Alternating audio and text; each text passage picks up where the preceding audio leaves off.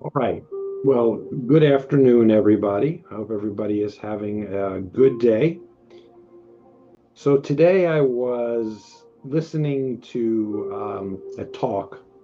My son attends um, a Buddhist temple or Buddhist something. I'm not exactly sure how to define it. Not super important. But he sends me these videos and these teaching videos that the talks that they have that he goes to. So it's a way for me to expand kind of my own learning from a completely separate source, which I find very useful. And in the talk today, they were talking about understanding um, and looking at our mind at its very base level. And so they told a story, which I thought was interesting, or just a little parable, really. It really isn't a story. And the story goes that if somebody told you the greatest secret in the world, but told you that you had to keep it a secret, where would you put it? Where would you keep it? Where would you hide it so it could remain a secret? And the answer to the question, according to the parable, is in your own mind, which I thought was kind of interesting. And the premise, the idea is that we have a lot locked away in our minds that we don't really examine and see. And what happens is, the notion is that what happens is we often get kind of stuck or caught in seeing things as we've always saw them without really seeing how we've evolved and what's changed and what's at their root and how they are affecting us. So this was a little difficult for me to really comprehend. I listened to it a couple of times, this section anyway, because the talk is like an hour. But this particular section I looked at. So I kind of concluded it this way. I guess my understanding of it is that we walk around with a lot of preconceived notions about ourselves, about others, and we've sort of talked about this thing before, but that we kind of base how we see the world off of these preconceived notions, accepting them in a sense without really looking at them, without really examining them, without. So if we're feeling anger, we know we're feeling anger, we sense the anger, we see the anger. That's possible. But how do we look at that anger? Do we really sort of recognize how it feels, how it impacts us, how it, in a sense, can box us in and limit the way we respond to things? And that can be true about anger or frustration or any of those kinds of things. And I thought that was interesting in that we look so deeply, and I think for me, this is has some truth to it. It rang true for me that we look somewhat deeply at things, but that there are certain things we just accept as they were. It's sort of like, and I likened it to sort of how I look at my kids. So I've, as you all know, I have grown children. And when I look at them, sometimes it's difficult for me to see them beyond the way I define them, in a sense, when they were growing up, when they were children. And I think this really is pointed out to me. I connected this dot, and this is some food for thought. When I dream about my kids, which I do on occasion, they're always children, they're never adults. And so I thought about that and thinking that the context of how I understand them is still rooted at some level in how I define them when they were, I don't know, 12, 15, 14, 13. Hard to know when that is. And that I need to somehow reevaluate to look at that. And I can look at a lot of how I feel about things maybe through that lens. So I need to think about this a whole lot more because it rang true in some ways, but I didn't really grasp the whole thing. But I still think the point is that as we examine what we feel, as we allow things to arise, that we have to look at sort of the fundamental foundation of that, maybe in ways, I don't know, maybe in ways I haven't, and maybe it's something we can to examine our sense of our emotions, what they really are, what they really feel like, where they really sit, how they really sort of set the tone for what comes on top of them, and to sort of consider that as we go forward. So I will leave us at that, and then we can begin our meditation. So, all right, so let's just begin. So as we sit and we get ourselves settled, we close our eyes. And as always, as we begin our meditations, we focus on our breath. And we breathe in to settle ourselves. And we allow the breath to overtake us, in a sense, into our nostrils, down and out. And we repeat that process to allow ourselves slowly to get into a pattern of openness. What we really want to find is our ability to open ourselves up. To open ourselves up to whatever is inside of us, without fear, without aversion, without judgment. To allow ourselves, to give ourselves permission to understand and to see how our thinking, how our minds, how our perceptions, how our senses are working and what they are feeling at their most primary and base level. And so we breathe in and we breathe out, and we settle ourselves in our chair or on our bed or on the floor, wherever we may be sitting. We feel the cushion, the arms of the chair, the back of the chair, the floor. We focus on just those sensations. What are we feeling through our bodies? Focus in on the pressure, the temperature, the sensations. And we settle ourselves. And we slow our thinking down. Very slowly. If we've had a day that's busy, this is our time to slow everything down. This is our time not to stop, because stopping is not possible, but to allow the flow to slow down. It's as if we had the faucet on at full pressure and the water was pouring out during the day, quickly, consistently, moving and moving and moving. But now we turn the spigot and we slow it down, and the water comes out more slowly. And rather than just look like a rush of water whirring down and hearing that sound, the sound changes, the flow of the water changes. It appears clearer now because it's moving slower. We maybe even move it down to a steady drizzle, if you will. And we just let it be there, and we can watch that. And we can see it. And we notice that when the water slows, that it becomes clearer. When it becomes clearer, we can see all of it and through it. There's nothing in the way. There's no sense of feeling rushed. There's no sense, perhaps, of frustration. No sense of trying to finish. We are only in the present moment, watching the water, seeing it drip and drip and drip, and hearing it hit the ground one at a time.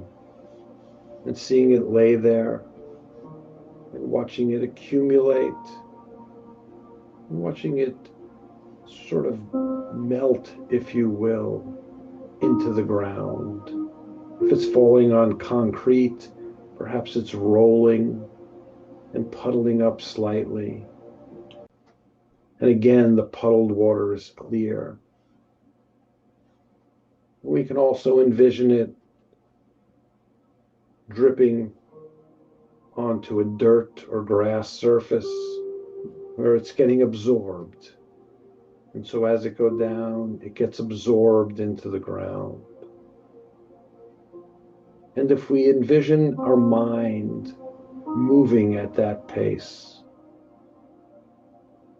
if we see our mind just rolling that way, hopefully things become clearer and the things that we're feeling and experiencing become brighter.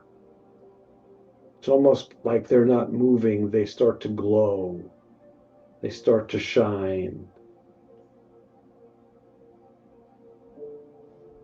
they start to lighten, and we can see them, and we take in that glowing and shining and lighting, and we shine it on ourselves. And seeing ourselves in that bright light, perhaps we look in a mirror, a reflection, but we're not just seeing our physical self. We're seeing our internal self, our mind, the movement of our thinking, our emotions, the way our mind is going, how it goes from point A to point B to point C, almost like it's a ball in a pinball machine or in a game of Pong, where it's just bouncing. And we slow it down so we can see the connections. When A rises, when something rises, where does it go? What does it transform into? And as we slow down, we try to sense our emotional state. What are we feeling? What did we bring with us today? What did the day give to us? And we just let that rise. We don't try to pull it out of the earth or pull it out of our minds or pull it into that reflection. We just try to let it come. And when we see it, we want to examine it. Do I feel frustrated? What does that frustration look like? Not why is it there, but what does it look like? Where do I feel it? When I feel frustrated, what lays on top of that? How do I respond to that feeling? Is that the only choice I have? How do I know that it's oncoming? Do I sense it in what parts of my body? My toes, my belly, my neck. Where is it? And when I sense it and I'm aware of it, where do I take it? We all take it different places. And it doesn't have to be frustration that has arisen. It can be restlessness where our mind just won't settle. It can be laziness where I'm just tired. I can't move forward. I feel flat, if you will. Flat like a pancake, like a Swedish pancake or a crepe. Where does it take me?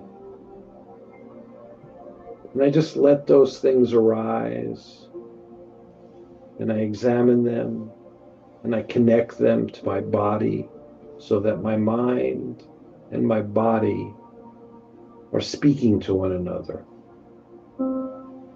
Almost like I can envision a conversation between my mind saying, I'm frustrated, and my body saying, my back hurts. Or my mind saying, I'm stressed, and my head saying, I have a headache. Where are those connections? Can we see them? Can we examine them? Can we let them be and know that they're there? And as we open ourselves, that little box we keep in our heart, in our minds, in the basement, how much can we let out? How much can we see? How do we see our connections and our collections? And so we open our box and we look at it. And we see the pieces. And we see how we organize them. And if we look at one, how do we respond to it? What feelings arise from seeing it? And so we sit with that for a moment. We come back to our breath. We come back to that sense of slowness of mind. We come back to that sense of granularity of mind, where we see the smallest pieces. If we have an emotion that arises, we see the whole, and perhaps we look inside of it.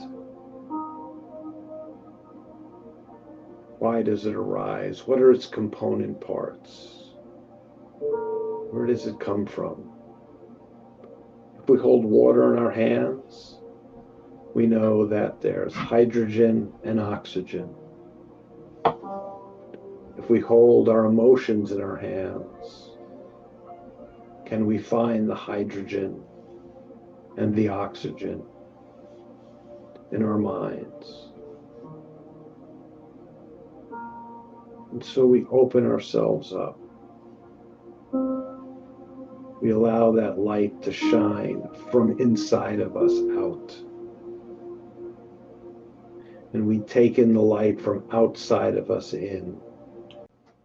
And we allow them to mingle and interact. And if we see these two light forms interact, what arises for us? What opens for us? And we allow that to be. And as we sit, we come back to our breath. We breathe in and we breathe out. We continue to slow the flow of water, to slow our minds, and to watch what bubbles up as the water hits the surface. And we notice that when the water hits the surface, there are little bubbles formed, and they pop, and they disappear. And we allow that to happen, and new bubbles form, and they pop, and they disappear. And if we take some dish soap, we pour it into the water, we notice that the bubbles now have color, like a rainbow, and their character changes. And we see them differently. They have more variation. maybe some blues and reds, and they're shiny. And we know that when our thoughts emerge and they hit the outside world and we act on them, they also change and move. They're not stagnant. When things are added to them, their properties alter. They change and they move. We just let the water run and run, and we let our minds flow, and we examine our minds, and we see them. And we don't judge them.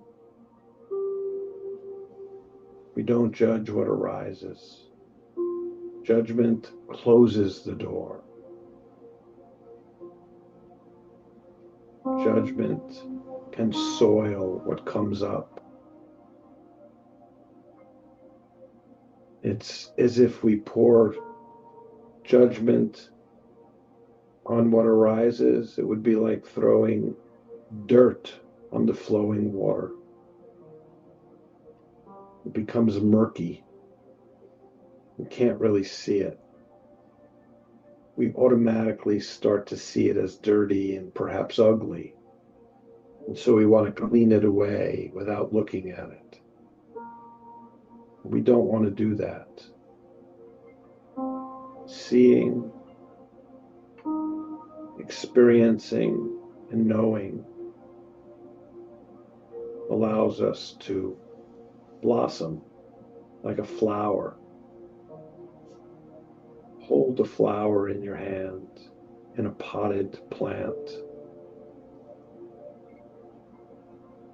and put a camera on it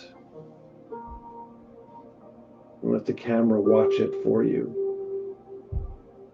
And then imagine that you're watching a time-lapse picture of that flower. And you can see it grow. And you can see someone sprinkling water on it and the sunshine coming on it. And you can actually see it rise up as it gets nurtured and it's open. Its petals open to the world. It allows whatever is out there to come to it, to feed it, and to nurture it. And it takes in nurtured and nutrients that allow it to grow. It has a good caretaker. Think of yourself as that flower. Think of yourself as that caretaker. What nutrients do you wish to pour upon yourself?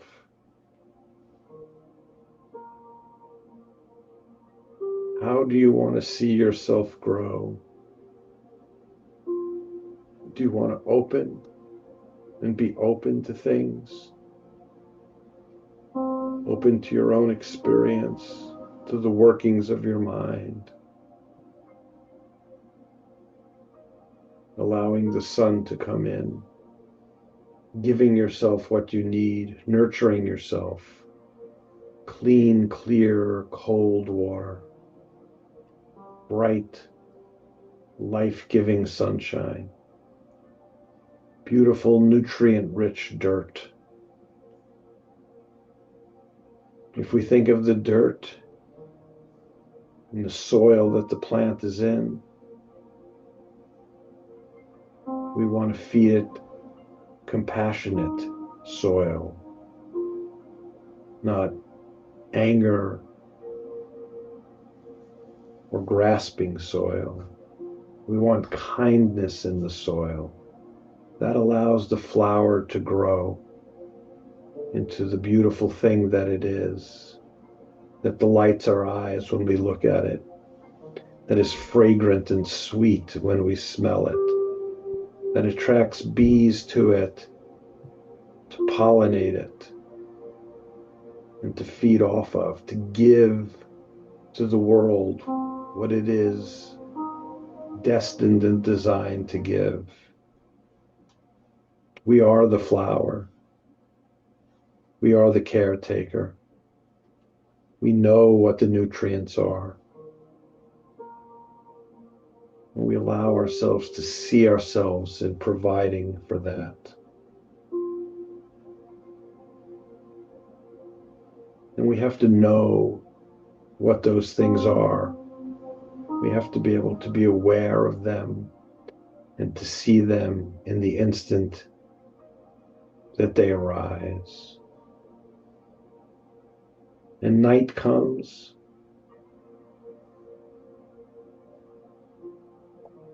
and we slow ourselves down, and we watch the setting sun,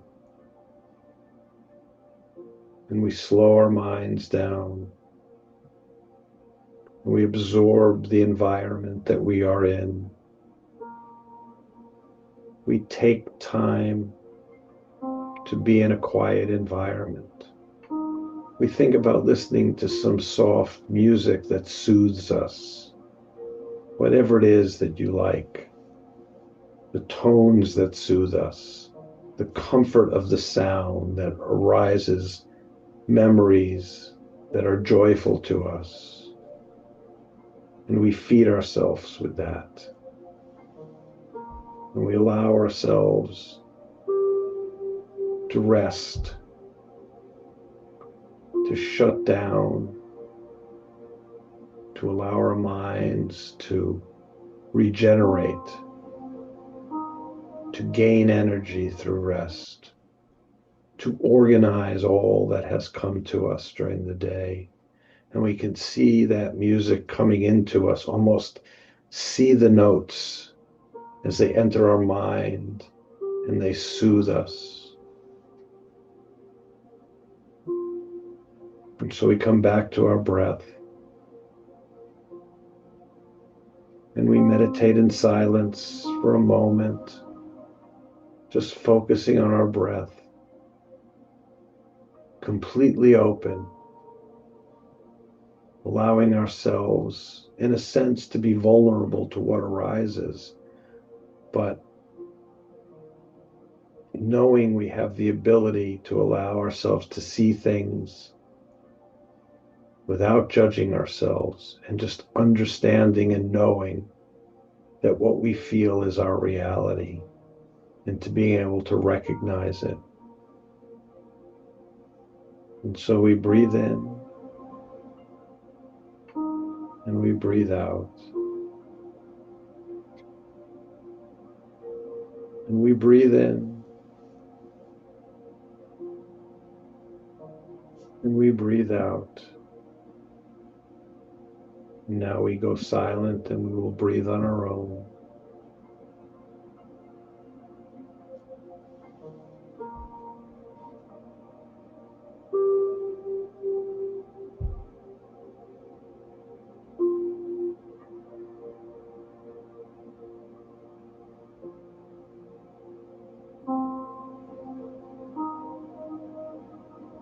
We conclude our meditation with a wish for peace, both for ourselves and those around us and the world, and with a wish for compassion, both for ourselves and those around us and in the world, and with a wish for kindness for ourselves and those around us in the world. And namaste, may the light in me shine in you. Thank you.